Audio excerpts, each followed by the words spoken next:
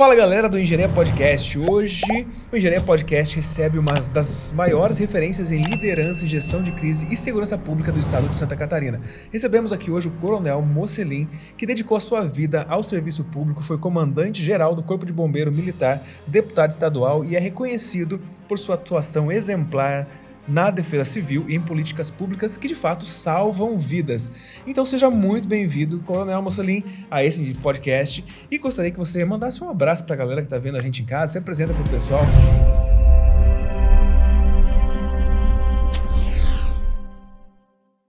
Eu tenho certeza que o pessoal aqui de Santa Catarina, de modo geral, já te conhece, já ouviu seu nome de alguma forma, mas o nosso público, nossa audiência é do Brasil inteiro. Então manda um abraço para essa galera que está vendo a gente ali. Obrigado, Edson, pela oportunidade.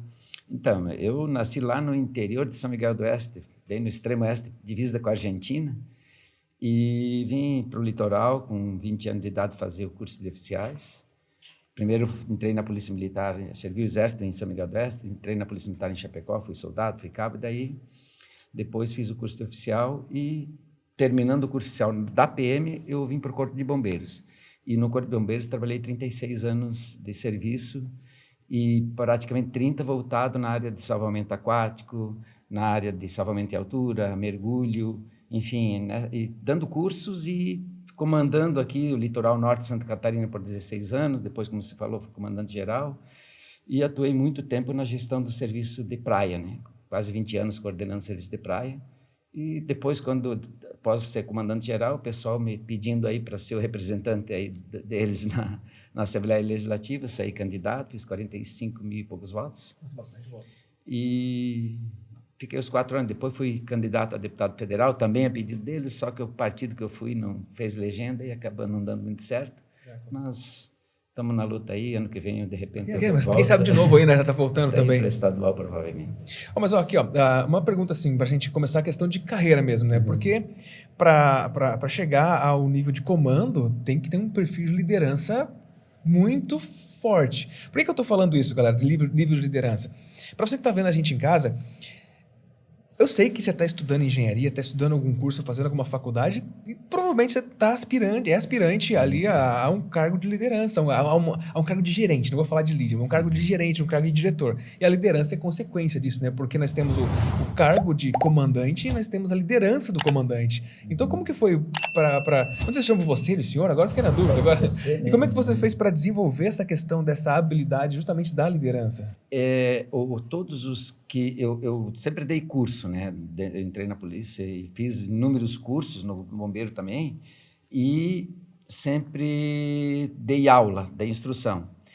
E enquanto eu dava aula, isso acho que é um recado bastante importante para dar para o pessoal. Eu nunca mandei fazer. Eu sempre fiz primeiro para depois mostrar como é que se fazia para o pessoal fazer. Daí a liderança daí uma vez um soldado, inclusive quando eu já era comandante-geral, ele disse, olha, eu te conheci tenente e você sempre falou assim, vamos, não vai. Então eu ia na frente, primeiro eu fazia mergulho, por exemplo. Tem que mergulhar 15 metros na água escura. Eu primeiro fazia, disse, eu fiz, vocês também vão fazer. Na piscina, tem que ficar flutuando com 5 quilos de chumbo na cintura. Eu botava 10, 12 quilos, fazia. Se eu consigo fazer com 10, vocês conseguem com 5. Então, eu sempre procurei dar o exemplo. Eu acho que a liderança é primeiro dar o exemplo para depois cobrar dos outros. Porque se fica lá, eu já vi isso, né? Com agasalho, com tênis, fora da piscina, dando aula e nem se molha. Ou na praia, eu sempre fazia primeiro, eu dei muitos anos curso de salvamento aquático para oficiais, para praças, para guarda-vidas civis, eu sempre fazia com eles. E até hoje eu ainda continuo competindo nessas provas de natação, de corrida. Continua competindo? Se fosse mulher, a gente não perguntaria, né? Mas qual a tua idade hoje? 62. 62? É. Ou seja, tá firme e forte ainda. Não, mas a gente se cuida, né? Acabei de vir de academia agora de manhã, né? Então a gente tem que estar sempre preparado, né? E eu acho que nesse sentido o exemplo arrasta, né? Porque quando você faz e mostra para o pessoal que é possível, ele se sente mais na obrigação de fazer. Agora, quando só manda fazer e os outros fazem, tu não consegue, eu sei de casos assim, né? Que principalmente atividades que requerem muito preparo físico.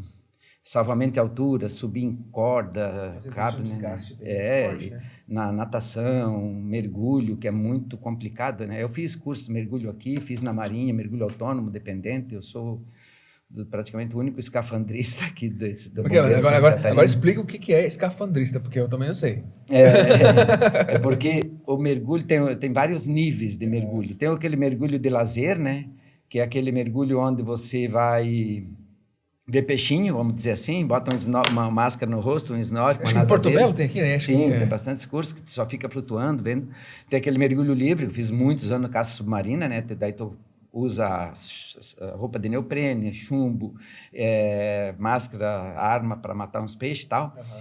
Aí é mergulho livre, sem equipamento. Daí tem o mergulho autônomo, que tu bota um cilindro nas costas, tem uma certa autonomia de ar contigo para fazer aquele mergulho. E tem o mergulho dependente. Mergulho dependente, tu usa vamos dizer, um compressor externo com mangueiras, com comunicação, com vários equipamentos, que daí tu faz trabalho subaquático. Para ter uma ideia, no mergulho livre, a correntada máxima é meio nó, ou no máximo um nó. No mergulho dependente, tu pode fazer até 8 nós. Daí tu bota bastante peso, bota com chumbo, que tu não consegue nadar. Uhum. E o escafandro é aquele capacete que tu coloca um capacete, bota uma roupa apropriada. Para trabalho, por exemplo, eu poderia fazer mergulho de 300 metros na Petrobras, fazendo aquelas montagens das plataformas, corte, solda, demolição, inspeções. Então, esse mergulho que eu fiz na Marinha, ele me habilitou, né, para fazer esse tipo de atividade em grandes profundidades. E daí que antigamente era o escafandro. Hoje em dia o pessoal não usa mais aquele escafandro daquele modelo que pesava mais de 70, 80 quilos. Hoje eles usam um capacete mais levezinho, com outras tecnologias. Mas até para a galera que está em casa, para poder se situar, confesso que quando falou o nome eu não associei o que era. Mas se você assistiu o filme chamado Homens de Honra, esse é um filme muito legal. Filme que é um moreno, enfim. Eu sempre passava no curso de mergulho para dar mais motivação para o pessoal. É o único negro amputado que conseguiu concluir um curso de escafandrista. Eu não sabia o nome, agora já associei uma coisa a outra, né? Mas, dessa questão, você comentou ali que com 18 anos foi pro Exército, já foi depois em sequência para a Polícia Militar. E aí, ou seja, mas o que te motivou de fato essa questão do militar, digamos assim? Porque o bombeiro também é militar, a polícia também é militar, só que são frentes de atuações diferentes. O que te motivou a ir pro bombeiro ou depois, não sei, enfim, o que te trouxe Então, onde eu morava no interior, lá vivia no rio mergulhando, eu gostava muito de nadar, mergulhar na coisa, e quando deu a oportunidade, os primeiros colocados, tinha 3 vagas no grupamento de busca e salvamento, e nós éramos em 76 formados. E como eu era o primeiro colocado da minha turma, tinha 2, né? Somando os 2 estava segundo, mas tinha 3 vagas, então eu escolhi, por antiguidade, para escolher. E como tinha 3 vagas no grupamento de busca e salvamento, era o mais assediado, vamos botar assim. Entendi. Então, e aí, ficou em primeiro ali, pôde escolher. Pude escolher o grupamento de busca e salvamento, que eu gostava de mergulhar, de água, essas coisas, e me adaptei muito bem. Já me formei, no outro dia eu já vim para Balneário Camboriú coordenar o serviço de praia aqui. E depois, terminando a temporada, já fiz o curso de mergulho. Aqui, depois, em seguida, eu fui para Brasília fazer um curso que era dado pelos japoneses, que começou em 57 e acabou em 15. Era um curso completo de 6 meses, mas assim, era um curso muito difícil, tanto que eles acabaram por falta de candidatos, tão difícil que era o curso. E então, eu saí de lá, vim para cá. Depois eu fiz o curso de bombeiro. Você está falando quando você tinha 20 anos. 23, 24 anos, né? Já, e fiz os cursos que tinha de bombeiro todos, praticamente eu fiz. E não passou, acho que não teve nenhum entre 87 até 2015, não teve um soldado, um cabo, um sargento, um oficial que não passou pelas minhas mãos no curso de mergulho, salvamento em altura, salvamento aquático, e nos cursos de formação e cursos de especialização. Sem contar os guarda-vidas civis, né? Que também eu sempre dei... quando dava no início, eu dava aula prática. Depois eu acabava ficando mais na parte teórica, né? De como funciona o serviço, a administração em si, de como se trabalha na praia. Porque eu sempre digo assim... O guarda-vida civil é representante do Estado ali. Qualquer atitude dele, ele não é mais o João ou Pedro Paulo. Não é o CPF dele mais.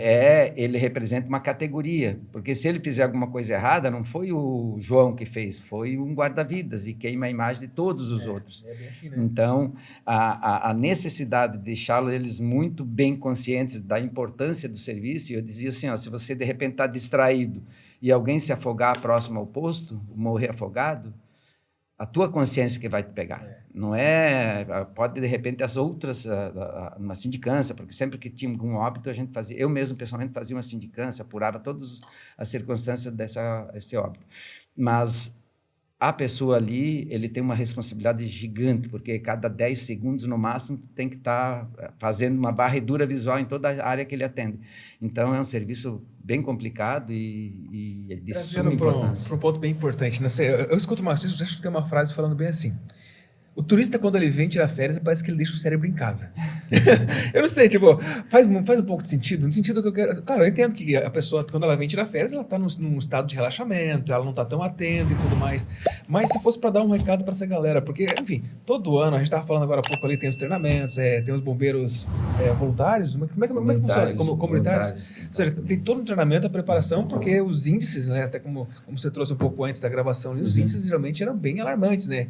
Nós tínhamos muito poucos guarda-vidas. Nós começamos, eu tive a iniciativa em 97 de formar a primeira turma de guarda-vidas civil aqui, né, para auxiliar o bombeiro, porque a deficiência de guarda-vidas era muito grande. E hoje, esse modelo deu tão certo que expandimos para todo o estado e temos mais de 2.000 guarda-vidas por temporada trabalhando na praia, coordenado pelos bombeiros militares. Eles são formados, coordenados, fiscalizados, e eles recebem uma ajuda de custo diária pela atividade que eles desenvolvem. Eles são tipo voluntários para exercer aquela atividade.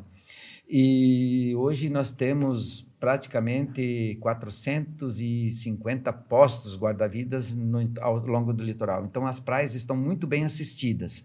O grande problema é que tem praias muito extensas que não tem movimento naquela praia, ou fora do horário de serviço. O serviço começa às 8 da manhã e encerra às 20 horas. Agora, foi há 2 dias atrás, teve um rapaz de 19 anos, entrou na Praia Brava, aqui em Itajaí, às 5 da manhã. Caramba. E acabou entrando em óbito. Foi resgatado, inclusive, tinha dois, um conseguiu sobreviver e o outro, infelizmente, não sobreviveu. Então, o guarda-vida, eu sempre digo, ele não é onipresente, né? Ele tem e nem onipotente. Então, a cada um, eu sempre digo assim, cada um cuida de si e o guarda-vida cuida de todos. E os pais, ou o responsável, cuida de seus filhos.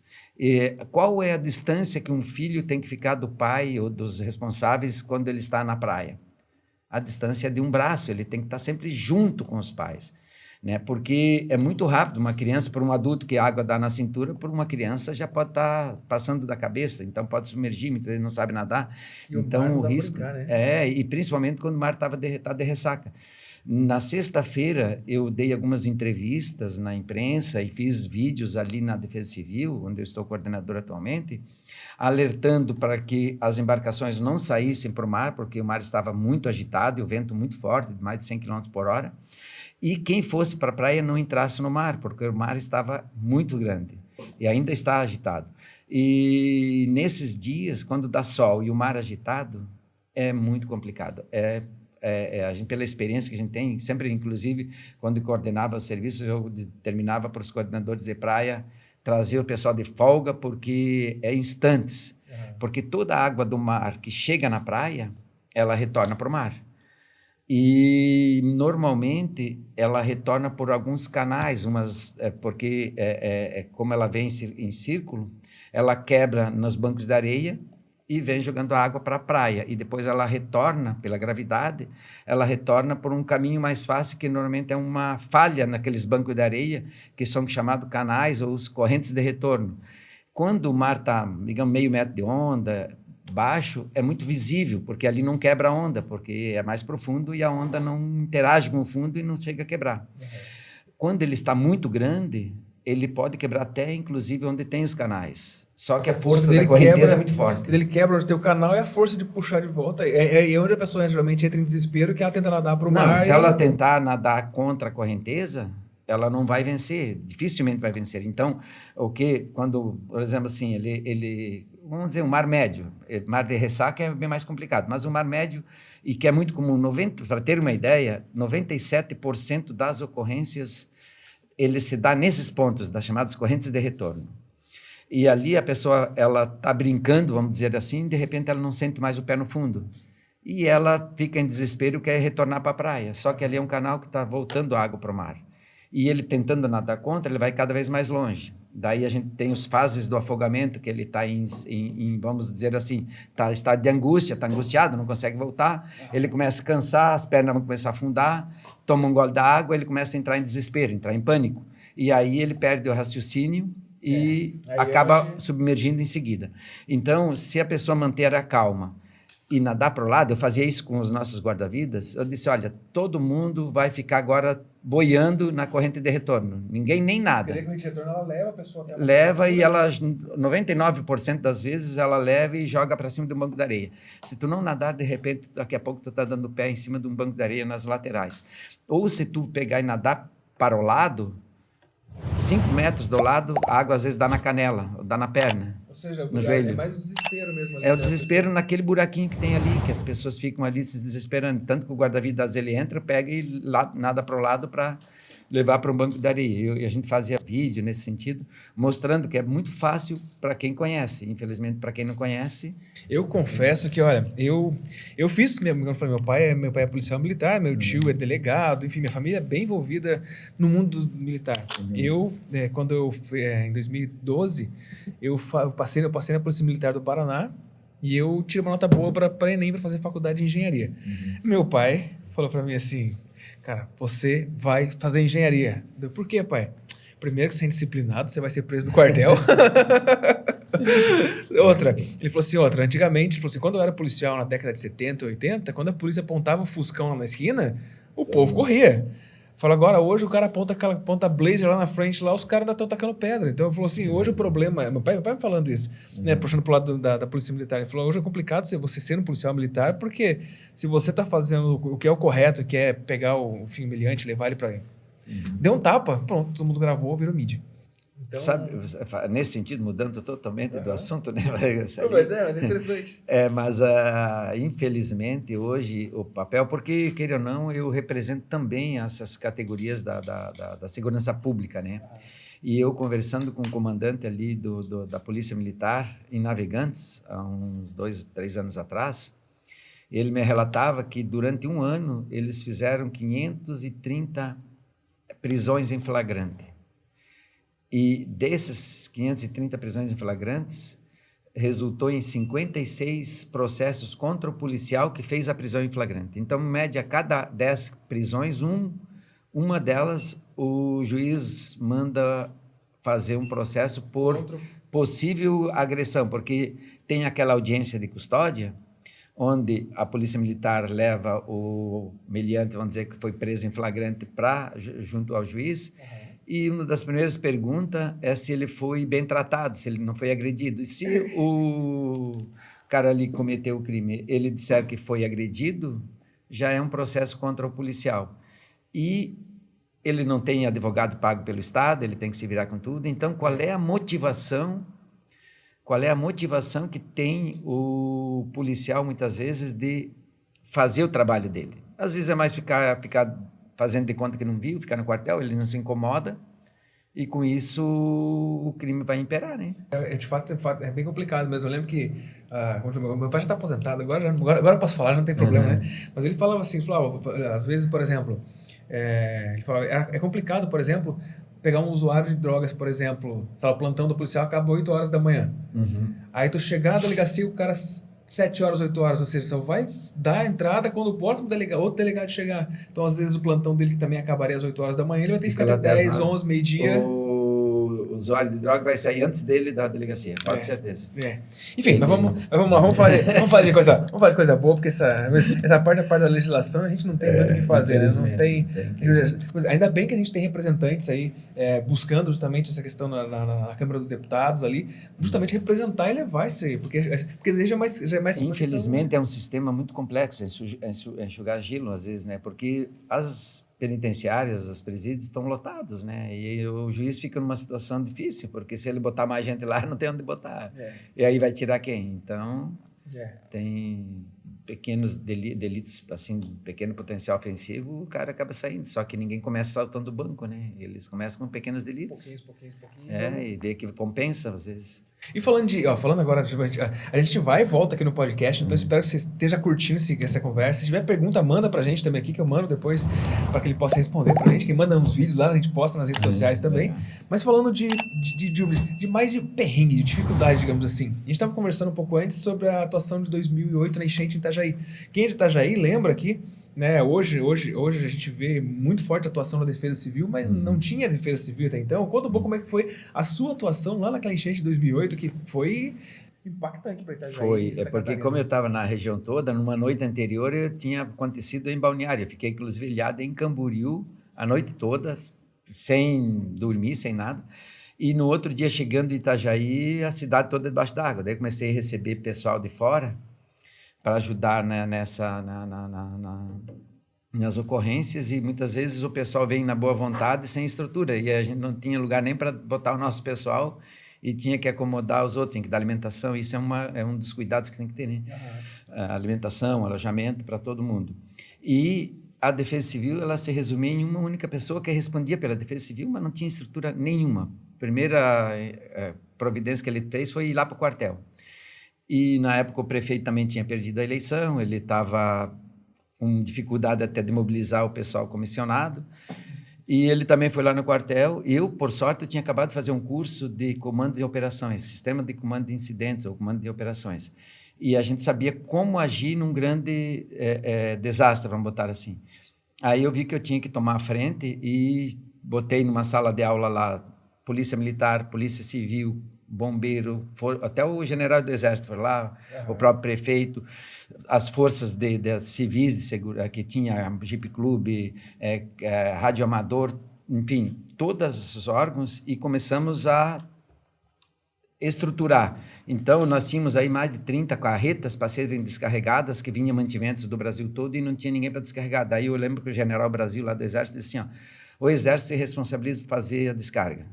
Aí, quem é que vai fazer a segurança? Nós começamos a criar pontos de distribuição de mantimentos, o bombeiro fazia isso, a Polícia Militar fazia a segurança da cidade, a Polícia Civil fazia a escolta dos caminhões que levavam mantimentos. O Emílio Dalsoc, que era ali da Dalsoc, os caminhões dele, disse, não, nós fizemos o transporte, e assim a gente foi fazendo distribuindo missões, vamos botar assim, e eu fiquei 10 dias à frente ali. Sem voltar para casa. Sem voltar para casa, e 3 noites sem dormir, não sei, né, como é que a gente conseguiu ali. Mas, assim, foi um aprendizado de saber que nós tínhamos que ter uma defesa civil estruturada. O Jandir Bellini, ele tinha acabado de ganhar a eleição e ele ficava comigo lá no centro de eventos, e eu dizia para ele o que nós tínhamos que providenciar a partir de janeiro, que foi em outubro, né? 1º de janeiro nós já nos reunimos, eu coloquei o meu subcomandante, que era o Coronel Murilo, à disposição da prefeitura. Ele ficou 2 anos estruturando a Defesa Civil de Itajaí, que é o que nós temos hoje. Então, nós ficamos agora, eu estou lá desde janeiro, nós temos cadastrado todos os abrigos, com capacidade de quantas pessoas pode ter, quantos banheiros, quantas pessoas podem ficar, a cozinha, se pode colocar animais naquele abrigo, porque tem que separar as pessoas dos animais também, né? Tem que ter local. Temos cadastrado embarcações que possam ser utilizadas, off-road, veículos que possam entrar na água para ajudar a fazer o resgate, caminhões que possam fazer mudanças. Nós temos aí 11 réguas telemétricas que monitoram todos os níveis do rio da cidade de Itajaí toda. Também temos link com as réguas telemétricas de Brusque, de Blumenau, de Rio do Sul, enfim, toda essa parte. A gente está muito bem preparado e fazendo simulados. A cada 15 dias a gente faz um simulado num colégio para fazer, digamos, ter um incêndio, qualquer coisa. Teve um recente aqui agora, não foi? Em Itajaí? Tivemos no SESI semana passada. Até vi o pessoal, acho que eu vi um vídeo do Rubens. Vai ter outro na manhã, se não me engano. Amanhã ou que sexta vai ter outro. Eu até vi um vídeo do Rubens, tava um monte de bombeiro, assim, daí ele começa, não se assustem, hoje é só um simulado, a gente está preparando nossas crianças e tal. Então, de fato, achei muito legal. Nós temos o Defesa Civil na escola, que a gente passa nas salas de aula, explicando em torno de 40 minutos como proceder no caso de uma emergência. Então, é preparar, em tempo de normalidade, é que a Defesa Civil mais trabalha. Porque em tempo de anormalidade, a Defesa Civil somos todos nós. É toda a Defesa Civil daí faz a gestão de todo o desastre, mas trabalha Secretaria de Obras, Assistência Social, enfim, todos os órgãos da Prefeitura e comunidades ficam envolvidos, né, de voluntários. Nós estamos trabalhando também bastante forte aqui em Itajaí, na Defesa Civil, na questão de obras estruturantes para amenizar o efeito das cheias. Né? Eu estive em março no Japão, e lá eu pude presenciar pessoalmente o que foi feito para amenizar as cheias. E isso eu vejo assim que dá perfeitamente para Itajaí trabalhar e com essas obras e fazer com que a água que vem de Brusque, que vem de Blumenau, que vá direto para o mar sem entrar na cidade. E já tem projeto de 2015, que ficou 10 anos parado, conseguimos resgatar, levamos lá para a Secretaria de Defesa Civil do Estado.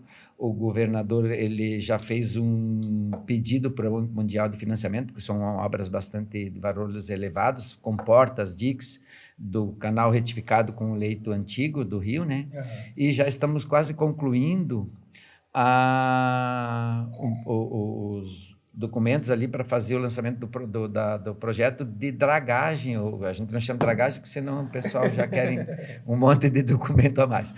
De limpeza, desassoreamento do canal antigo do Itajaí-Açu, que praticamente nunca foi feito. Né? Então, a gente quer fazer toda essa limpeza do rio, fazer o aprofundamento do canal retificado, fazer comportas para fazer com que a água que vem de Brusque, por exemplo, vá direto para o mar e não atinja a cidade. Tem mais algumas obras lá, tipo moles, para que a água do Itajaí-Açu não represe a água do Itajaí-Mirim. No Ribeirão da Murta, ontem a gente estava fazendo esse estudo, eu recebi um pessoal que trabalha com bombas, para a gente fazer também lá diques, comportas, para que o pessoal lá da Murta não sejam tão atingidos. Enfim, tem muita coisa para ser feitas em tempo de normalidade, porque não é que você vai dar outra enchente, é quando vai dar. Cedo ou tarde acaba acontecendo. Nós tivemos a sorte, em 2023, de não sermos muito atingidos, foi mais as áreas mais baixas, porque o porto foi aberto mais o canal e aprofundado para 14 metros. Então, a velocidade da água ali, a gente via que era muito forte saindo. Se não tivesse com 14 metros de profundidade e sido aberto o canal, com certeza teria sido muito atingido. Inclusive, eu pensei, porque Alto Vale foi a maior enchente da história, né? Eu pensei que ia encher aqui, com base principalmente naquele histórico, né? Opa, peraí, se Rio do Sul encheu... Sim, tá lá com 15 metros de água, vai chegar aqui. Porque essa referência que a gente tinha. Eu, por exemplo, em 2008 eu não estava aqui. 2011 foi mais lá para cima do que 2008. 2008 foi mais local, aqui mais próximo do litoral. Perto, então. 2008 foi uma chuva muito intensa. Foi em torno de 700 milímetros de chuva, para ter uma ideia. É um absurdo essa quantidade de chuva que aconteceu naquela semana, que os morros acabaram, a terra virou lama, né? E teve mais de 130 mortes por soterramento, né, no Morro do Baú, mas ela se concentrou no Morro do Baú, aqui na região do litoral. Brusque, Blumenau, Rio do Sul, não foi tanta chuva assim. Blumenau foi também, mas no Alto Vale não choveu tanto. Já em 2011 foi mais lá para cima foi mais atingido lá do que em 2008, mas aqui foi menos, pouco menos, mas foi bastante atingido também. Mas até um ponto que você já comentou, a questão da própria tecnologia, né? Porque aí pegando a tua trajetória, pelo pouco que a gente conversou, deu para entender que todo esse desenvolvimento, tanto da Defesa Civil, como sensores e tudo mais, de alguma forma você acabou tendo porque tem os sensores nas barragens agora, tem algumas coisas assim, não tem? Você chegou a participar desse movimento de implementação enfim, eu lembro que teve um movimento desse tempo atrás, eu não lembro que barragem, o pessoal quando foi fechar, o pessoal ficou bravo pra caramba, eu não queria que fechasse. Não, era lá do Zé Boatê, né, daquela região, né? O que nós tivemos bastante participação, e eu fiz audiências públicas, inclusive aqui em Itajaí, quando estava como deputado, é a barragem de Botuverá, que já praticamente 20 anos o governo federal dizendo que vai fazer, que não sai, e lá com aquela barragem, Itajaí vai amenizar muito as cheias que vêm de Nereu Ramos, Major Gercino ali para cima, né, Nereu Ramos, Botuverá, Brusque, tem outros municípios ali Biruba, aquela região toda, né, tendo aquela barragem, aqui provavelmente diminui mais de 1 metro de água, né, vindo daquela região. E agora o governo do estado já lançou licitação, se não me engano, já tem uma empresa que está fazendo o projeto com execução da obra. Então, em breve, nós devemos ter aquela barragem que vai amenizar bastante os efeitos das cheias do Itajaí-Mirim, que é a parte que mais atinge a cidade, é o Itajaí-Mirim. O Itajaí-Açu, praticamente, ele quase não sai da calha. Ele só represa o Itajaí-Mirim e represa o Ribeirão da Murta e acaba pegando lá Santa Regina, pegando ali a região da Murta. Mas o restante da cidade é pego mais pelo Itajaí-Mirim, né? O centro da cidade, São Vicente, Cidade Nova, toda ali é tudo Itajaí-Mirim. E trazendo para a questão vamos um pouco da engenharia agora, né? A gente está aqui no podcast de engenharia, então antes eu quero perguntar para você se você já seguiu o Engenharia Podcast, já ativou o sininho, manda suas perguntas e se inscreva, porque assim você é um dos primeiros a saber o que acontece aqui. E lembrando que toda semana nós temos entrevistas e nós temos aulas gratuitas lá no canal para que você possa desenvolver e de fato aumentar a sua produtividade. Mas trazendo para a engenharia hoje, de que forma, por exemplo, eu vejo que, por exemplo, aqui em Santa Catarina, a Defesa Civil e o bombeiro de modo geral, pelo menos para mim, na minha visão, é referência, seja nacional ou na América Latina de modo geral, né? Desde os desastres ali de 2008, 2011, enfim, e outras que a gente teve no estado. E o CREA também sempre está junto ali, porque eu vejo... de que forma que você vê que a engenharia pode contribuir justamente para essa questão de redução de riscos em situações de emergência, catástrofes naturais? Se você analisar, pega o histórico de incêndios que existiam nas cidades e como tem hoje, você praticamente não ouve falar em grandes incêndios, principalmente edificações residenciais e tudo mais, né? Foi uma resistência muito grande essa mudança de cultura, que foi os edifícios Joelma e Andraus em São Paulo, que acabou vitimando muitas pessoas, que foi de começar a criar a consciência de fazer aquele trabalho de prevenção nos sistemas preventivos de incêndio das edificações.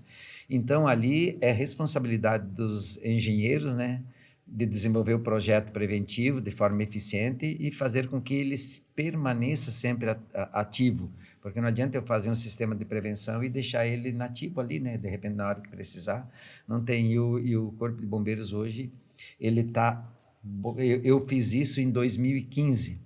Assim que eu assumi o comando geral, eu reuni os nossos oficiais e disse, olha, a gente considera todo mundo desonesto, né? Mas como assim? Claro, porque quando eu digo, você é um engenheiro civil, quem é que fiscaliza a ferragem que tu coloca lá na obra, na estrutura da edificação? Tu assina uma RT e tu se responsabiliza, não é verdade? Mas para colocar um extintor de incêndio, eu tenho que ir lá ver se tu colocou. Eu disse, vamos atribuir a responsabilidade para o engenheiro. Ele assina um documento dizendo que fez a instalação do sistema preventivo e nós vamos dar o alvará para ele. Depois nós vamos fazer o exercício de poder de polícia, que é lá, passar na rua, passar aí nas edificações e verificar se tem um sistema pronto. Exato. E até então era feito um boteco de 20 metros quadrados, tinha que o bombeiro ir lá fazer a vistoria se tinha um extintor, se tinha uma plaquinha de saída de emergência, que às vezes só tinha uma porta. Então, isso foi, inicialmente, o pessoal criou uma resistência, consegui convencer o nosso pessoal de atividade técnica de fazer até 750 metros quadrados. Daí mudamos a legislação e hoje já está para 5.000 metros quadrados, até 7 andares, não tem necessidade do bombeiro ir lá fazer. Claro, tem de alto risco, vamos estar assim, postos de combustível, hospital, os locais assim que são mais sensíveis, ainda o bombeiro faz a vistoria, mas, de uma forma geral, a grande maioria das edificações de menor risco, o engenheiro hoje é o responsável, ele assina o documento dizendo que instalou, faz toda o sistema preventivo, executa tudo, e o bombeiro libera o alvará. Depois ele faz a fiscalização se realmente ele está cumprindo. E dessa forma, só para ter uma ideia, nós passamos de 180 mil vistorias para quase 500 mil. Vistoria não, de procedimentos, porque tinha cidades que estavam 4 meses o bombeiro esperando o bombeiro dar um alvará. Quando eu deixei o comando, não tinha nenhum projeto atrasado, nenhuma vistoria atrasada, porque a gente só se concentrou nos maiores. Então, isso fez com que também agilizasse a liberação das empresas poderem trabalhar, gerar emprego. Enquanto o bombeiro não ia antes fazer a vistoria, ele não podia abrir. Não podia. Quer dizer, oficialmente não poderia, né? Não, ele tinha que aguardar o bombeiro liberar e muitas vezes o cara alugava uma sala comercial e ficava 2, 3 meses aguardando o bombeiro fazer a vistoria. para depois poder começar a trabalhar. Isso ali vai acabar entrando em falência antes de começar a trabalhar. De fato, é uma cooperação técnica bem interessante. Sim. E até não tinha nem... Você vê a questão da... a gente vai conversando e vai fluindo as perguntas, né? Porque quando eu falou defesa civil, bombeiro, a primeira coisa que associei na minha mente foi desastre ambiental. Como esse que aconteceu lá em Rio Bonito do Iguaçu agora aqui. E nesse sentido que tu fala de engenharia, só para ter uma ideia, lá no Japão, nós tivemos inúmeras, mais de quase 30 apresentações lá sobre como trabalhar para fazer com que amenize os efeitos das cheias, assim, né, dos desastres naturais. Tem cidades que o rio passa a 8 metros acima da cidade. Ele é canalizado e ele passa sem atingir a cidade. E tu vai na Holanda, ela está abaixo do nível do mar, então toda chuva que vai lá, ela tem que ser drenada para o mar, eles estão permanentemente drenando. Então, dá para fazer obras de engenharias que faz com que a água que normalmente atinge a cidade, vamos dar um exemplo de Itajaí. Itajaí foi construída, 90% da cidade foi construída no leito secundário do rio Itajaí-Açu. Ela está 1 metro acima do nível do mar. Então, todo o rio que tem uma margem plana nas laterais, vamos dizer assim, nas suas margens é plano, ela é naturalmente alagável, porque quando ele ultrapassa a capacidade dele permanecer na calha, ele espalha, diminui a velocidade. E imagina se desse aquela chuvarada toda que deu em 2008, 2011, 2023, e não tivesse o canal ali para entrada de navio, que fosse ainda natural, que era bem raso ali, provavelmente, né? Tipo, vamos dizer assim, claro, em escala menor. Aqui, a lagoa aqui da Praia Brava, que é a Lagoa do Cassino ali, né? Então, ia represar tudo e ia encher a cidade toda. E virou um banhadão só, né? Mas... então, são necessárias obras de engenharia para fazer com que essa água vá para o mar, sem atingir a cidade. E a forma mais eficiente são fazendo diques, como tem lá em Porto Alegre, inclusive, só que lá ultrapassou a capacidade, mas dá para fazer diques naquelas... aqui a gente já tem todos os estudos, né? Diques são sobrelevação do rio, da margem do rio, sobreleva para que ele não saia da calha. E, vamos dizer assim, fazer desassoreamento dele, para fazer com que limpeza do rio, né, para fazer com que ele flua mais, e no entroncamento, digamos assim, porque ali foi feito um canal extravasor, e nos anos 60, esse canal que tem hoje, imagina se não tivesse, toda a água que vem de Brusque passaria por dentro da cidade da Itajaí pelo leito antigo.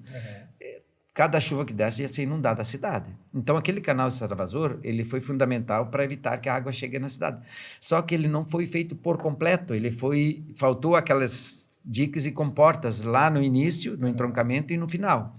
Então, essas obras foi detectada pela JICA, né, da gente japonesa que estiveram aqui. O projeto, como eu te disse, foi executado e concluído em 2015, só que não colocado em prática. Agora foi solicitado financiamento do Banco Mundial, junto com mais represas que o governo do estado deve estar fazendo lá no Alto Vale, né? Tem mais 3 represas para serem executadas lá, para amenizar também os efeitos da cheia.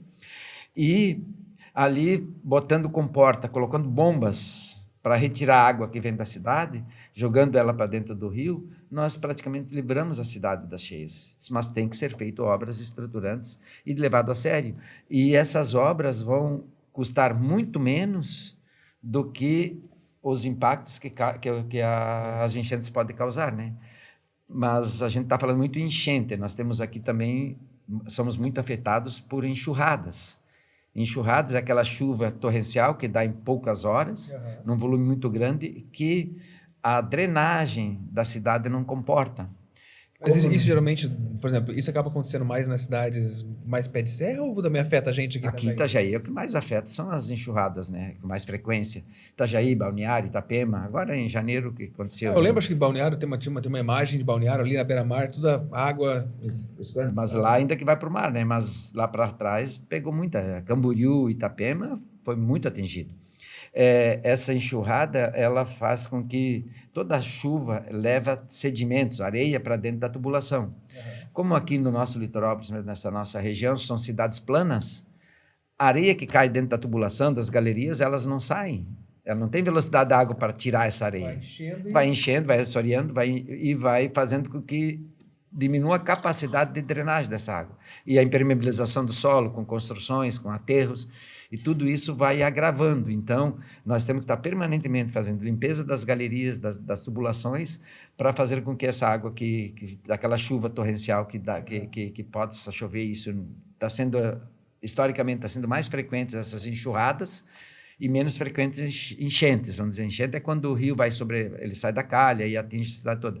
E enxurrada é aquela que dá aquelas... E é na hora, né? Tipo, rápido, encheu, alagou e já vai embora. E é mais difícil até de fazer a prevenção, porque ele ocorre, às vezes, de um dia para o outro.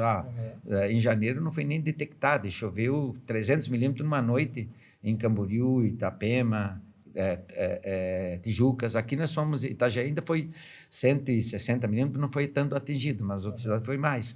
Mas mesmo assim encheu bastante a cidade. Com certeza.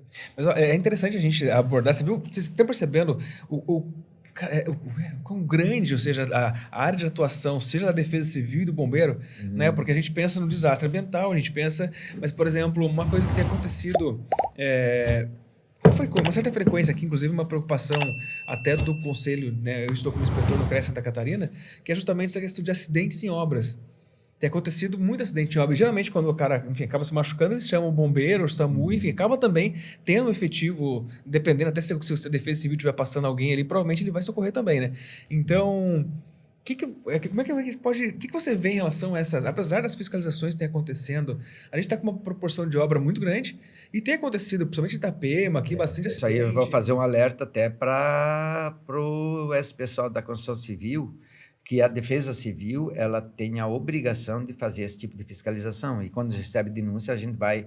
o nosso dia a dia, em tempo de normalidade, é 4, 5 vistorias por dia que a gente faz em obras que, digamos assim, próximo tem rachadura nas casas vizinhas da construção civil.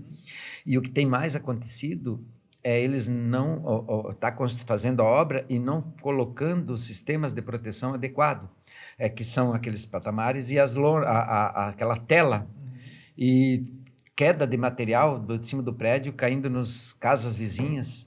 Isso está sendo com frequência. Você faz esse tipo de fiscalização? Eu não sabia. Sim, nós fizemos e podemos fazer, inclusive, a interdição do prédio enquanto ele não fizer colocar a lona. Já fizemos isso algumas vezes. De não colocar aquela tela de proteção adequada para que o material não caia e atinja pessoas, veículos passando na rua e tudo mais, né? Então, isso tem que ser tomado com bastante seriedade, essa situação, porque está acontecendo cada vez com mais frequência. Esse evento que eu vi um vídeo foi lá em Porto Belo, placas dessas soltas em cima, voando e caindo na rua. A rua ficou cheia daquelas placas. Imagina pessoas passando por ali. Passando a então, é um risco, né? Então, tem que tomar esse cuidado. Né? Até, por exemplo, apesar do CREA também tem a função de fiscalização, a Defesa Civil também, mas acho que talvez o ponto mais importante... Até esqueci de mudar a câmera aqui agora. Acho que um ponto mais importante, eu vejo... Será que... pensando agora pelo lado do empresário, ele está mais focado no lucro e pensando que se der um acidente, que não vai dar um acidente, mas quando dá um acidente, por exemplo, cai essas placas e acerta carro, o prejuízo dele é infinitamente maior, talvez, do que... Não só o prejuízo financeiro, mas a reputação da empresa dele, a reputação da construtora. Apesar de todos os trabalhos de conscientização, ainda tem gente que abusa da sorte, né? Tem. E um dos papéis da Defesa Civil eu falo para o nosso pessoal, se vocês vão andando na rua e vê que tem um buraco na rua, vocês têm que fazer, a gente chama de CIP, né, que é uma comunicação interna. O Tarcísio lá, quase todo dia, recebe alguma coisa minha lá. Eu já mando para a Secretaria de Obras fazer conserto, né, porque para evitar acidentes. Se a gente vê que tem uma edificação que está sem aquelas tela de proteção, a gente vai lá, já fiscaliza, já faz um documento, encaminha, se ele não corrigir, a gente encaminha para o Ministério Público para tomar providência, né? Então, esse trabalho a gente chama de prevenção, né? Porque tu não espera dar o acidente para depois corrigir, né? Então, a Defesa Civil não executa, mas ela fiscaliza e caminha para os órgãos que têm obrigação de tomar providência. Residências que tem muito comum. Ontem à noite, ao final da tarde, eu assinei um documento de uma residência quase caindo, coitada. Tinha uma família dentro que não tinha condições, as estruturas do telhado toda já tinha caído, chovendo dentro, E aí a gente tem que caminhar para assistência social, o urbanismo, né, para ver a possibilidade de pagar um aluguel social, porque enquanto não consertar. Então, são situações assim que a gente tem que estar trabalhando muito com prevenção dos acidentes e tudo mais, né? E entrando nessa reta final, que já está quase uma hora de conversa, para não estender muito também, mas porque de fato, eu confesso que minha cabeça está fervilhando aqui, porque é muita coisa que de fato, né, eu perguntaria. Não perguntei muito sobre a sua trajetória, de fato, né? Porque, por exemplo, eu vejo que uma das coisas, pelo menos do meu ponto de vista, olhando assim, principal que um militar, seja bombeiro, defesa civil, de modo geral, é a questão do controle emocional, né? Porque um bombeiro, ou muitas vezes, chega em situação de extrema acidente, criança em situação vulnerável. Então, isso eu tenho que te perguntar, qual foi alguma coisa que te marcou assim durante a sua carreira, a sua formação, todos esses anos todos aí, que você fala, caramba, isso foi uma coisa que me marcou e me fez evoluir de alguma forma, ou me ensinou alguma coisa? Então, a gente diz que bombeiro não é herói, ele é preparado, né? Então, mesma coisa policial, eles são preparados para fazer aquela missão. Por exemplo, um guarda-vidas, graças a Deus, nós estamos aí quase 30 anos formando guarda-vidas, nunca teve um óbito de um guarda-vida fazendo um salvamento, porque a gente já prepara ele, e eu digo, nunca dou um certificado para um guarda-vidas se eu não tenho certeza que ele vai ter condições de executar a missão. Então, a gente é preparado. O que marca muita gente é um afogamento que a gente não conseguiu salvar. Eu trabalhei muitos anos, eu trabalhei praticamente mais de 10 anos, quando a BR-101 era pista simples. Imagina a quantidade de ocorrências de batidas de carro de frente, um de frente para o outro, caminhões e carros, e na época a gente não tinha equipamento adequado, né? Hoje tem aqueles desencarceradores, que coisa era uma alavanca, aquele corta-frio com um disco, com um equipamentozinho pequenininho, com hidráulico, que a gente conseguia fazer esses resgates, né? Então, era muita frequência, assim, às vezes numa noite eu tinha 3, 4 ocorrências. E isso a gente vai acabar tendo o controle emocional, porque não dá tempo de ficar pensando muito numa, porque já está atendendo outra, né? Principalmente o nosso pessoal que atende 10, 15 ocorrências de auto-socorro de urgência num dia, às vezes. Isso estou falando só na região aqui Só de Itajaí. Itajaí, Balneário é outro tanto, né? Itapema é outro tanto. Como o pessoal está preparado, quando tu não sabe o que fazer, daí pode entrar desespero de repente, né? Mas quando tu já sabe o que fazer, vai trabalhar em cima daquilo, tem que manter a calma e trabalhar conforme tu treinou. A gente diz, treinamento difícil, combate fácil, né? Então, o treinamento é complicado, é difícil, né? Mas ele vai saber fazer, porque a gente tem que submeter o bombeiro, o policial, em situação mais estressante que ele possa encontrar na realidade, só que é num ambiente controlado, né? Ele está ali naquele ambiente, então, por exemplo, desencarcerar uma vítima no escuro, à madrugada, isso é feito nos simulados, né? que o bombeiro faz. Então, eu digo que o bombeiro de Santa Catarina, sem dúvida nenhuma, é o melhor bombeiro do Brasil em todos os aspectos. Salvamento aquático, a gente tem referência, mergulho, a gente tem referência, atendimento pré-hospitalar, resgate com cães também, que foi iniciado aqui. Em todas as áreas, combate a incêndio, nós somos uma referência. E também em expansão territorial, né? Enquanto a média nacional são 14% dos municípios com bombeiro, em Santa Catarina nós temos praticamente todos os municípios assistidos. Se ele não tem bombeiro, nós temos 144 quartéis com bombeiro militar, tem mais 26 com bombeiros voluntários, que não estão subordinados ao bombeiro militar. E as cidades que não tem bombeiro é tipo a cidade que eu nasci, Bandeirante, lá em São Miguel do Oeste, que se emancipou depois, né? Mas se fosse hoje, teria nascido. Você falou Bandeirantes, eu falei, pera, Bandeirantes era no Paraná, mas ele nasceu para cá. E tem Bandeirantes no Paraná também, né? Fica do lado de São Miguel do Oeste, divisa com a Argentina ali. Então, é uma cidade de 2, 3 mil habitantes. Então, fica a 10 quilômetros de São Miguel do Oeste, é tipo um bairro da cidade. Então, nesses municípios aqui não tem bombeiro. Então, hoje está super assistido. E enquanto a maioria dos estados ali só tem bombeiro com cidades mais de 200 mil habitantes, menores não tem. Então, hoje a gente, assim, pode dizer que a população catarinense está muito segura. Com certeza. Com certeza. E, de fato, eu tenho muito essa referência mesmo. Eu vim para Santa Catarina em 2012, 13, não, 11. Peguei a enchente de 2011 ali. E eu confesso que eu tenho essa visão realmente de quanto a polícia, o bombeiro, a Defesa Civil de Santa Catarina, de fato, é respeitado e de fato, promove a segurança de modo geral, né? E trazendo agora uma dica para essa galera que está em casa. Ó, essa agora é para os empresários, para a gente finalizar, depois uma mensagem final, assim, para a galera que está assistindo a gente. Primeiro, também parabenizar a todos os bombeiros aí, Defesa Civil de todo o estado, não só de Santa Catarina, em especial de Santa Catarina, mas do Brasil como um todo, porque o trabalho de vocês, de fato... não é nem brincadeira, né? É verdade, o trabalho de vocês salva vidas, né? Porque poderia falar, tipo, teu trabalho salva... Não, de fato, o teu trabalho salva vidas, né? Além de salvar vidas, de fato, o trabalho de prevenção não é possível mensurar quantas vidas são salvas. Com o trabalho, por exemplo, eu não comentei aqui, mas em 98 eu criei o projeto Golfinho aqui em Itajaí. Nós já formamos mais de 200 mil crianças nesse projeto Golfinho, que é conscientizar as crianças sobre os cuidados da praia. Durante uns 15 anos, eu levava todo o material para o litoral todo, formando os guarda-vidas, capacitando eles para dar o curso, e levava camiseta, certificado, cartilha.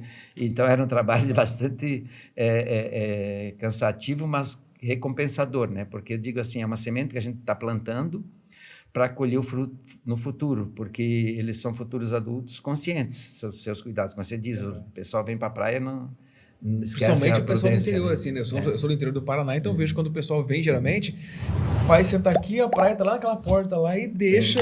Os filhos, crianças tomando Aí banho. às vezes eu fico olhando assim e falo, rapaz do céu. Eu tenho minha filha, ela tem 12 anos, quando ela entrava no mar, sempre eu tô do lado dela. Um lado, Até porque, no braço, isso é o correto. Porque eu, por exemplo, eu fui criado no interior lá, ia muito pra rio, tinha muita corredeira, tinha cachoeira. Sim, e morre muito só gente que é em tudo. muito diferente o mar, é muito diferente, né? Sim. Porque, por exemplo, na minha visão, o rio ele é previsível. A correnteza sempre pro mesmo lado. Exatamente. O mar você tá aqui, daqui a pouco ele tá te jogando pra lá, você dá 10 baçadas, daqui a pouco você volta a 5. Um dia uma corrente tá aqui, no outro dia ela se muda para outro lado, é muito Então eu dinâmico, confesso que no rio eu brinco mais. É mais previsível, apesar de ter os riscos, enfim, né? Sim, eu porque tu sabe nadar, né? Por exemplo, quando não sabe nadar. Eu agradeço a Deus por nunca ter me machucado em pular de cachoeira, porque a gente pulava de cada cachoeira. Também fazia muito isso. Que hoje a gente acompanha, pelo menos eu vejo na internet, várias pessoas que acabaram fraturando algumas coisas. Nossa, eu lembro que, olha, é que Deus me protegeu mesmo, porque o rio tava cheio, dava enchente, a gente gostava quando o rio tava cheio. A gente pegava umas boias de câmara de ar de trator de caminhão, câmara de ar de trator, e descia o rio, botava a perna, fazia como fosse um rato, descia o rio. E descia no tronco, nossa. Tem um rio lá perto de casa, quando chovia bastante, a gente pegava, saía de um ponto para atravessar, ficava... Daí tu ia nadando pela correnteza lá embaixo. E chegava lá embaixo do outro lado, né? E a gente ia, né? E quem diria, eu não deixaria minha filha fazer isso, não. Eu tinha uns 12, 13 anos, eu ia pro rio. Então, nossa... Nossa, eu ia fugido de casa com 5 anos. Eu fico pensando, Deus protegeu muita gente e tem um propósito muito grande pra gente. Bom, mas uma vez, agora, te agradecer por ter vindo aqui, participado, contar um pouco. Eu sei que tua agenda não é tão simples assim, afinal de contas, tem muita gente que depende das suas decisões, do seu tempo. Quero agradecer e quero te pedir para deixar uma mensagem para essa galera que está em casa. Tem muita gente assistindo a gente, enfim. Primeiro, quiser mandar uma mensagem primeiro como coronel. Então, se você quer mandar primeiro como coronel ou como representante da Defesa Civil, e depois uma como pessoa, como que está no teu coração. Ou se quiser juntar as duas mensagens, enfim, fica contigo, tá contigo. Então, na questão de prevenção, de dizer às pessoas que estão em casa que confiem na Polícia Militar, confiem no Corpo de Bombeiros, nos órgãos de segurança, na Defesa Civil. Pelo menos eu estou como presidente colegiado da Defesa Civil da ANFRE e a gente está tentando trabalhar aqui, montando uma Defesa Civil, a melhor Defesa Civil do Brasil, realmente, e tentando fazer com que a gente se prepare para um desastre esperando que nunca ocorra. Então, confie na gente que nós estamos preparados e sempre à disposição, precisando 193 o Corpo de Bombeiros, 192 SAMU, 190 Polícia Militar, aqui em Itajaí 153 é a Guarda Municipal e 199 é a Defesa Civil. Então, precisando de uma emergência ou qualquer situação de risco, uma árvore caindo, uma rachadura de uma casa, isso é o nosso dia a dia, então estamos preparados. E como pessoa, né, também eu ainda acredito que tenha bastante a contribuir, né, porque eu Desde os 18 anos estou em serviço público, na Polícia Militar, Corpo de Bombeiros, agora Defesa Civil, e deputado estadual por 4 anos. E estou numa situação muito confortável como oficial da reserva, acho que tem um bom salário, não posso reclamar. Minha esposa está aposentada também, é enfermeira da saúde do Estado. Estou ali na Defesa Civil, bastante contente, mas a gente tem, às vezes, sente que tem uma missão, né? Eu me sinto assim, a minha esposa diz que sou muito agitado, eu não consigo ficar quieto, mas eu sinto que eu tenho uma missão ainda, e eu sou muito procurado para representar essas categorias todas, nossos bombeiros comunitários, nossos guarda-vidas civis, nossos bombeiros militares, a Polícia Militar, enfim, todos os órgãos de segurança. E eu ainda pretendo, eu fico até março, final de março, na Defesa Civil, e depois saio, porque eu preciso sair 6 meses antes da eleição para concorrer mais uma vaga a deputado estadual, que eu nunca tinha sido político, mas eu vi que lá na Assembleia Legislativa as pessoas que estão lá são muito dedicadas, trabalham muito. E para chegar lá, elas fizeram alguma coisa antes, sempre se dedicaram ao coletivo, porque político é a pessoa que se dedica a cuidar do todo, né? Que o egoísta é o cara que se cuida só para ele, né? E o poli é de cuidar da cidade, do coletivo. Então, de uma forma geral, a gente sabe que a gente é demandado muito, mas eu acho que ainda tenho saúde bastante para trabalhar mais um tempo, porque eu não consigo me conformar a ficar sentado de pijama em casa. Poderia muito bem estar fazendo isso, mas eu acho que eu posso contribuir muito e contar com podem contar com essa pessoa aqui que vai estar colaborando e sempre à disposição. Diariamente eu ainda recebo no mínimo 3 a 4 pedidos por dia de intervenção, né? Claro que a gente não tem o cargo para poder atribuir, mas a gente tem pessoas conhecidas. Eu acho que o relacionamento é tudo. Então, esses relacionamentos que a gente tem é fundamental. Com certeza. E dá para ver seus olhos brilhando aí quando fala de cuidar de pessoas e de segurança e tudo mais. E, galera, então vale lembrar, pra gente, eu espero que você tenha observado, eu esqueci de falar para vocês no começo, eu sempre digo, acho que o livro não está aqui, eu tenho um livro que chama Quem Pensa Enriquece. E eu falo que o Engenharia Podcast ele é como se fosse o livro Quem Pensa Enriquece. Porque se eu contar para a pessoa que está do outro lado as mensagens subliminares, o que você quis passar de superação e tudo mais, a pessoa não vai entender. Mas se ela prestou atenção, ela entendeu. Então, segurança não é um custo, segurança é um valor, né? E vale a pena cuidar da sua... Eu sempre digo que o maior patrimônio que a gente tem em qualquer empresa, em qualquer negócio, são pessoas. O resto é o resto. E eu digo que ter a capacidade de relações interpessoais, hoje em dia, é fundamental. Tem pessoas super inteligentes, mas não conseguem ter um bom relacionamento. E aí, para ser uma liderança, e tu bota aquele excelente técnico para ser um líder, ele acaba frustrando, né? Então, isso é um fato. Bom, mas então, que exemplo, inspiração, confesso que eu gosto muito de ouvir história e entender, porque eu tô com 38 anos, então esse é um dos objetivos do podcast. Eu sempre falo que o podcast, para mim, ele é o meu melhor psicólogo. Porque eu começo a tirar dúvidas daquilo que, peraí, mas ele fez assim... mas ele passou 3 anos, 5 anos fazendo aquilo, eu tô começando agora, já quero sentar na janela. Então você começa a entender que tem uma história, tem uma... Né, por exemplo, para chegar nos cargos o comandante, ele é cargo de confiança. É o último posto ele já tinha 33 anos de serviço. Mas ele é um cargo de confiança, né? Do governador. Ou seja, tem que ter um bom relacionamento, ou seja, tem que ter o governador não me conhecia. Não? Não, eles... Porque 99% da tropa, do efetivo dos oficiais de praça, pelo relacionamento que a gente construiu durante mais de 30 anos, dando aula e o pessoal me conhecendo, eles fizeram os contatos e indicaram. E aqui, como eu trabalhei 16 anos com o Jandir Bellini, e o Jandir era muito amigo do Colombo, ele foi lá falar com... Eu não pedi para o Jandir Bellini, o pessoal nosso foi lá pedir para o prefeito. Pela confiança e pela entrega. E ele foi lá pedir para o Colombo para ser o comandante. E eu era de 10, eu era o 9 mais moderno, e normalmente é os mais antigos, né? Eu até criei um mal-estar interno naquela época. Não, mas é justamente interessante. Isso prova mais do que nunca que geralmente pessoas seguem pessoas, se conecta com pessoas corretas, faz de fato... E tanto que depois eu saí do comando, o pessoal Foi a primeira vez que eu falei com a minha esposa que o pessoal queria que eu saísse candidato para estadual, ela nem quis conversa. Não, mas imagina... É maluco, já estava agora, eu já estava aposentado, vai arrumar mais sarna para se coçar. Não, e o nosso projeto era viajar, ela também estava se aposentando, agora nós vamos viajar o mundo, vamos fazer coisa. Nem viajar até agora. No dia seguinte, no mesmo dia que eu passei o comando, fiquei 4 horas em reunião com os oficiais lá sobre a estratégia de campanha, porque faltava 6 meses para para começar, né? E aí já comecei. E já entrou em campanha, porque campanha também é um período que não para em casa, né? Não para. Né? Então, E a Defesa Civil também é cargo de confiança, não? É cargo de confiança do prefeito. Mas é fantástico isso, de fato. De fato, admiro justamente essa construção, porque entre tanta gente... Porque eu, digamos assim, né? Seja para comando, seja para Defesa Civil, seja outros cargos, né? É um nome que a gente vai construindo, né? E para denegrir é muito rápido, né? Então a gente tem que estar se policiando todos os dias, porque para construir uma reputação, tu leva anos. E para destruir basta algumas horas, às vezes. Basta uma né? foto. Uma foto. E principalmente. Dependendo do que for, uma foto. E aí tem o pessoal hoje em dia não perdoa, né? Qualquer coisinha difícil. Bom, mas você viu que a gente volta, se deixar, a gente começa um outro podcast novo, agora falando de reconhecimento de carreira. Mas, quero deixar aqui, de fato, aberto as portas do nosso podcast aqui. Obrigado. Foi um papo muito enriquecedor. enriquecedor. Aqui, mora aqui do ladinho, né? Lado. Foi uma conversa muito enriquecedora, porque as pessoas veem a engenharia, por exemplo, o laudo de bombeiro, vistoria, algo nesse sentido, como algo, muitas vezes, que trava...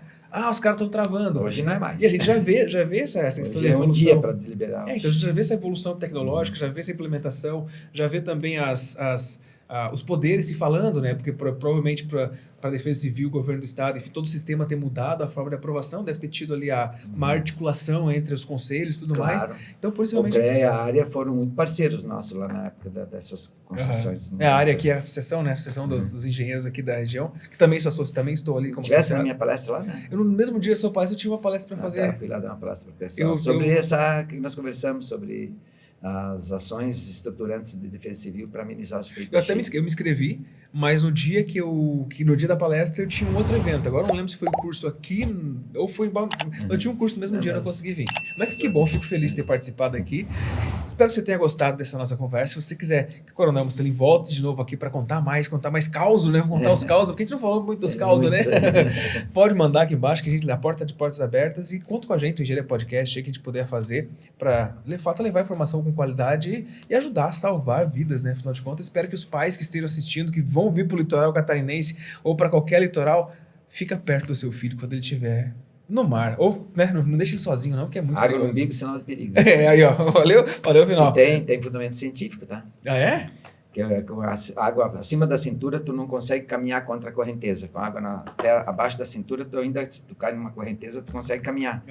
Acima da cintura, tu perde a sustentação e tu acaba sendo arrastado. Então, água no umbigo é sinal de perigo de verdade. Bom, valeu a dica para a gente fechar esse podcast. Galera, forte abraço para vocês. Obrigado mais uma vez pela participação aqui e tá de portas abertas, viu? Obrigado, gente, forte abraço para vocês e até o próximo episódio do Engenharia Podcast. Inclusive, esqueci de me apresentar. Muito prazer, eu sou o engenheiro Edson Gonçalves Martins, apresentador do Engenharia Podcast.